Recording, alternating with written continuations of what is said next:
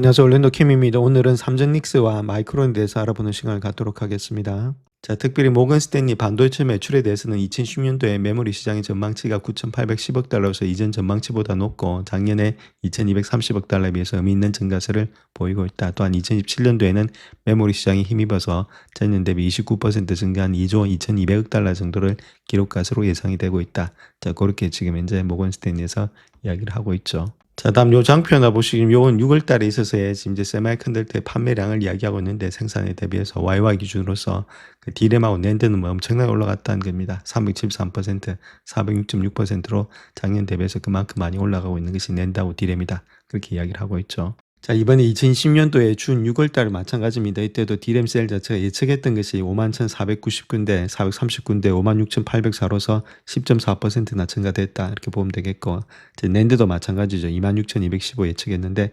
36,680으로서 17%가 증가되고 있다면 계속해서 증가되고 있다. 이렇게 보시면 되겠죠.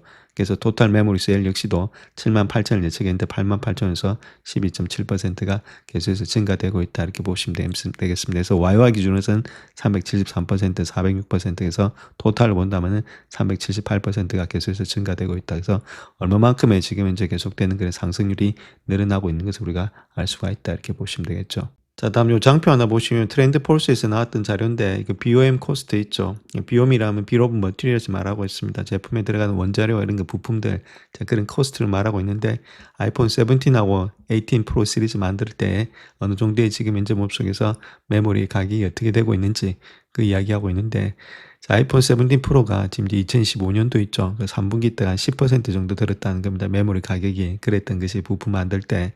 자, 아이폰 18 프로를 본다면은 2010년도 3분기 때는 34%나 올라갔고, 지금 이제 2017년도 상반기 때는 42%나 올라간다. 계속해서 메모리 지금 모습에서 코스트가 많이 올라가는 그런 입장이 있다. 자, 그렇게 우리가 보시면 되겠죠. 그래서 결론적으로 메모리 가격이 계속해서 뛰고 있다는 말은 메모리 업체들이 있죠. 그러니까 삼성전자, SK 하이닉스, 마이크론 테크놀로지 주가는 올라갈 수 있다. 자, 그 이야기를 할 수 있겠습니다. 자, 메모리 시장이 잘 되기 위해서는 결론 일단 캐펙스가 계속해서 늘어나야 되는데, 자, 그걸 보시게 되면 아마존, 마소, 알파벳, 메타, 스페이스X 이런 것들의 미래의 지금 캐펙스가 어떻게 되고 있느냐. 자, 그것이 가장 중요한 일거리가 되겠죠. 그래서 2010년도에 보는 47%까지 올라왔고, 자, 그 다음에 일단 11% 정도 올라가죠. 물론 생산량은 즉 말해서 증가율은 조금은 꺾이고 있다. 그럼에도 불구하고 2028년도가 좀 피크가 되지 않겠는가 해서 아직까지는 좀 달려갈 가능성이 많이 있다. 이렇게 보면 되겠죠. 반도체가 아직까지 남아있다. 연말까지는 좀 남아있지 않겠는가. 자, 그렇게 볼 수 있겠고. 자, 마찬가지 스페이스X도 마찬가지입니다. 여기서 20% 정도 리비전으로 올라간다는 겁니다. 2010년도에서 2017년도까지. 그만큼 일단 831에서 994까지 올라간다는 이야기가 되겠죠.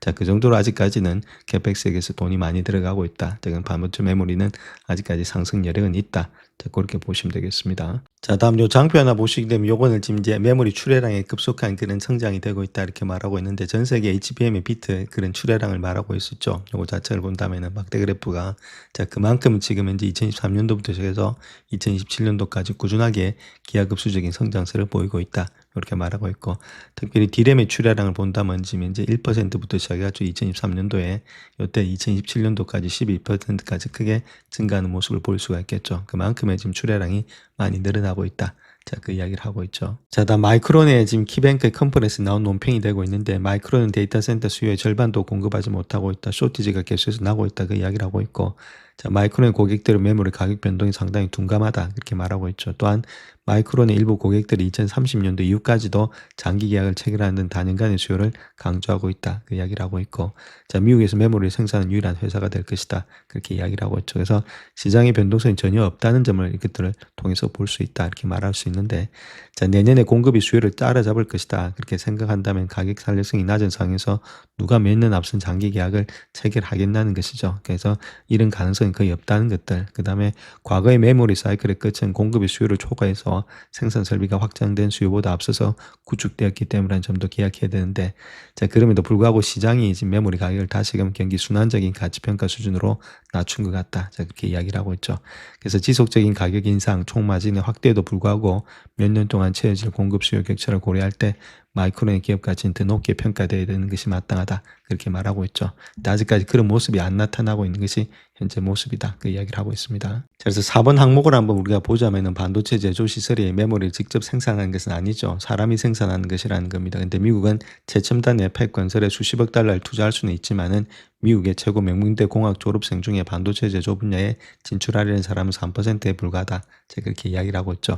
자, 그렇다면 이 모든 새로운 미국 생산 시설이 가동될 때 무엇이 먼저 부족해지느냐? 미국의 메모리 칩인지 아니면 그것을 만들려는 사람인지. 자, 그렇게 했을 때는 마이크론 입장에서 현재 메모리가 부족하다고 말하고 있다는 거겠죠. 그래서 아무래도 지금 사람이 부족한 게 아니라 메모리가 지금 부족하다. 그 이야기를 하고 있는 겁니다.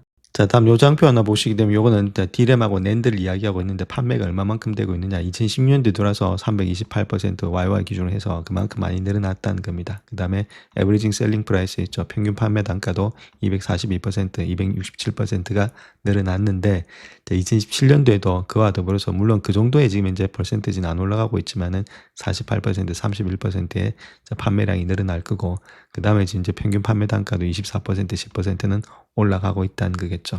자, 그런 가운데이기 때문에 여기가 만약에 떨어진다면 문제가 되고 있는데 아무래도 가격은 올라가고 있지만 성장률 자체가 그렇게 많지는 않다. 적어도 2010년도 말까지는 좀 달릴 수 있지 않겠는가. 자, 그렇게 볼 수가 있다는 거겠죠. 자, 다음 요 내용은 UBS에서 이야기하고 있는 내용인데 엔비디아의 베라루빈 코어 부품에서 제품을 분석을 한 건데 자, 거기서 얼마만큼의 지금 HBM4 있죠. 그런 것들의 메모리 비중이 많이 늘어나고 있는지 그 안에 들어가는 메모리 비중에 대해서 이야기를 하고 있는데 자, 그 내용에 대해서 한번 살펴보겠습니다. 자, 그래서 UBS에 이야기하고 있는 엔비디아의 베라루빈 코어 부품에서 재무 분석이 어떻게 되고 있느냐 그 이야기를 하고 있죠. 그 슈퍼칩의 총 비용이 있죠. 베라루빈의 코어 유닛을 본다면 CPU 한 개다가 루빈 GPU 두 개가 들어가는데 베라 CPU 한 개다가 그래서 기준값이 38,902달러가 나온다는 겁니다. 자, 그런데 메모리 비용이 거기서 24,297달러, 62%가 반도체, 메모리 반도체에서 전액 사용이 되고 있다. 엄청나게 돈이 많이 들어간다는 겁니다. 62%나 들어가고 있고.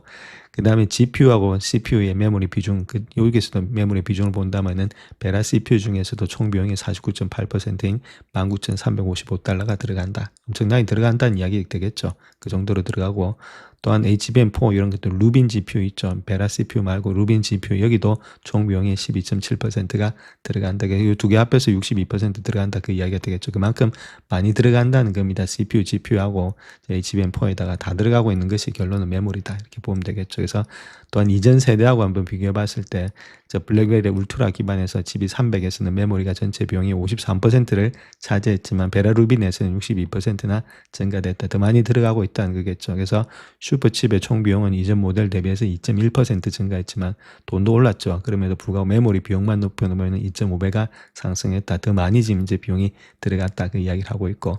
자, 그래서 베라 루빈의 이제 NVL72 이런 시스템의 규모는 엄청나다는 거죠. 단일 서버 렉에 74.7TB의 D램이 탑재된다. 그래서 이를 쉽게 이해하자면은 단일 렉에 탑재되는 LPD DR5X의 용량이 프리미엄의 스마트폰이 한 4,500대에 사용되는 메모리와 같다. 그만큼 많이 들어간다는 거죠. 자, 거기다가 비용까지 늘어나고 있으니까 아직까지도 주가는 달릴 수 있다. 그 이야기를 하고 있는 거죠. 자, 다음 요 장표를 보시면 번스타인에서 나왔던 이야기인데 자, 그거 보시게 되면 이제 AI에 대해서 한 4가지의 스테이지가 있다는 겁니다. 첫 번째가 트레이닝이죠. 이걸 때 연습하는 것들, 학습하는 것들. 그래서 HBM이라든지 그때 D램 마찬가지로 낸드 프레시 이런 것들이 다 들어간다는 겁니다. 이쪽에는 지금 HBM이 가장 많이 익스트림하게 많이 들어갈 때고 그다음에 여기도 하이로 많이 들어가죠. 두 번째 단계인 챗봇 단계, 인프런스 단계도 여기도 HBM 많이 들어가고 이거는 중간쯤 들어간다. 그렇게 보면 되겠죠. D램하고 낸드가. 자, 그다음 세 번째 단계인 어드밴스 인프런스. 그다음 좀 고급 추론 있죠. 그럴 때는 많이 들어가는 것이 HBM. 그다음에 지금 D램도 많이 들어가고 있고 마찬가지로 낸드 프레시 이런 것들 상당히 많이 들어가는데 기억 용량이 많아야 이런 것들 빨리빨리 처리할 수 있으니까. 그 마지막 단계 에이전트 AI 보시게 되면은 HBM이 D램이 하이고 자, 그다음에 다른 것들은 DDR5 이런 것들이 있죠. 익스트림으로 가장 많이 들어가고 있고 그다음에 SSD라는 낸드 프레시도 많이 들어가고 있다. 결론적으로 말해서 거의 다 많이 들어간다는 겁니다. 끝으로 가면 갈수록 자, 그것이 지금 HBM하고 D램의 가격이 올라가는 이유다. 자, 그렇게 보면 되겠죠. 자, 다음은 CD은행에서의 D램과 낸드 가격에 관련된 보고서인데 목표 주가 가치 평가를 좀 조정했는데 마이크론 테크놀로지의 목표 주가를 8배의 지금 주가 수익률 P/E 레이쇼를 봤을 때 메모리 동종업계 실적을 반영해서 2027년도에 주당 순이익의 수정치를 $1,150로서 수정했다. 그렇게 말하고 있죠. 기존에 $1,400에서 좀 하향 조정하면서 그럼에도 매수 유지는 줬다. 그렇게 이야기를 하고 있고, 그 D램과 낸드의 가격 전망을 본다면 가격 상승세는 좀 둔화될 거다. D램과 낸드 가격의 상승률은 향후 4분기 동안은 분기별로 좀 둔화될 것으로 예상되고 있고, 내년 2분기가 정점을 찍을 것으로 전망이 되고 있다. 그렇게 이야기를 하고 있죠. 그래서 향후 4분기 동안 D램의 가격의 조정률을 본다면 23, 9, 2%, 0%로 변경되고 있고, 2017년도 하반기에는 상반기 대비해서 3% 정도로 하락할 것으로 예상이 되고 있다. 낸드의 가격 전망치 역시도 29%, 7%, 0-1%로 변경되면서 2027년도 하반기는 상반기 대비해서 5% 정도 하락할 것으로 예상이 되고 있고, 그래서 2027년도, 2018년도 회계연도 EPS의 추정치가 각각 1%, 2% 정도 하향 조정되었다. 그렇게 이야기를 하고 있죠. 그러니까 2027년도로 넘어가게 되면 좀 많이 줄어든다. 그 이야기를 하고 있고, 총 마진에 대해서 한번 본다면 현재 80% 중분의 수준에서 하락해서 내년에는 가격이 높은 기준점에서 하락함에 따라서 7%, 70% 중반에서 좀 안정될 것으로 보여지고 있다. 장기 계약을 통해서 본다면 마이크론은 D램의 비트의 한 40%를 장기 계약으로 확보하고 있다. 그렇게 말하고 있죠. 그래서 지금은 총 마진, 그로스 마진 역시도 조금씩은 줄어들 수 있다. 그 이야기를 하고 있는 겁니다. 그 다음 또 위험이라든지 경쟁에 관해서는 중국의 생산 능력의 증설이 있는데, 중국 제조업체의 경쟁에 가장 큰 위험 요소가 되고 있고, YMTC 같은 경우는 내년에 기존 20만 웨이퍼 생산 능력에 5만에서 6만 웨이퍼를 추가할 계획에 있고, 우수한 낸드 기술을 보유하고 있기 때문에 2030년도까지 최대 낸드 업체가 되는 것을 목표로 하고 있고, CXMT 같은 내년 5만에서 35만 웨이퍼 생산 능력을 추가할 계획에 있다. 그래서 현재 수율이 낮고 2030년까지 한 60만 웨이퍼 생산을 목표로 하고 있다. 미국의 수출 제한으로 인해서 미국 내 직접 판매는 좀 제한적이지만 유럽이라든지 기타 지역의 데이터 센터 판매는 마이크론에 간접적으로 영향을 미칠 수 있다.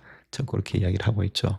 그렇다면 동종업계의 메모리 업체 실적을 혼합 본다면 삼성 같은 경우는 2분기에 강력한 평균 판매 가격의 상승, D램 같은 경우는 40% 중반되고 있고, 낸드는 한 60% 후반. 그래서 이런 것들 힘입어서 메모리 매출과 영업이익이 시장 예상치를 상회했고, 삼성은 계획된 생산 능력의 60에서 70%를 장기 계약에 할당하고 있기 때문에 주요 데이터 센터 고객사 5곳과 계약을 체결했고 5곳을 추가로 마무리하고 있다. 그렇게 말하고 있고, SK 하이닉스 같은 경우는 HBM의 비중 증가, 제품 출시의 연기로 인해서 매출과 영업이익이 시장 예상치를 약간 하회했다는 것들. 그래서 D램의 평균 판매 단가는 전 분기 대비해서 30% 상승했고, 낸드의 평균 판매 단가는 전 분기 대비해서 50% 중반에 상승했다.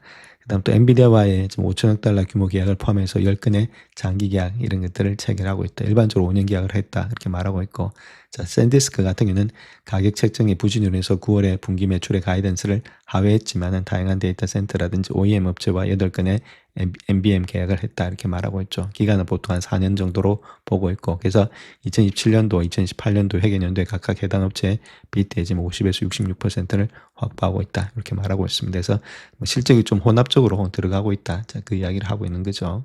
다음 UBS가 이야기하고 있는 지금 CXMT의 GP 마진의 지금 이제 전망치에 대해서 이야기하고 있는데, CXMT 같은 경우에는 2010년도, 7년도, 8년도에 각각 75, 85, 85% EBIT 마진을 갖다 달성할 것으로 예상이 되고 있고, ASP가 계속해서 올라간다는 겁니다. 평균 판매 가격이, D램의 평균 가격이 올라감에 따라서 2010년도, 7년도, 8년도를 보게 되면은 GP 마진 자체가 한 82%, 89, 89%가 되지 않겠는. 그래서 거의 뭐 지금 이제 90% 가까운 그런 지금 이제 GP 마진을 유지할 것으로 예상이 되고 있다.